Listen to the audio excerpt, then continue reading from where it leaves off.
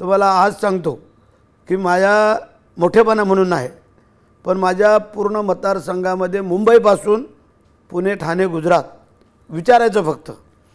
एखादा आजारी माणूस असला त्याने जर मोबाईलवरनं फोन केला त्याला आम्ही गुगल पेने पैसे पाठवतो. आज आदिवासींना मुंबईमध्ये कोण नसतं, आपले नातेवाईक तरी आहेत. त्यानं मग गावाला बोललो की बाबा डॉक्टर की तुम्हाला मुंबईला पैसे नाही, ते हात जोडतात.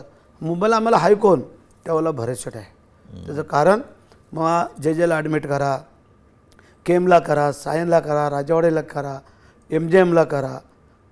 अशा वेळेला मग ते ज्यावेळेला बाहेरचं औषध सांगतात त्यांच्या बिचारे पैसे नसतात, आम्हाला डायरेक्ट फोन करतात, बोले शेठ आम्हाला औषध आणायचे पैसे. मग कुठं आहेस, जेला आहे.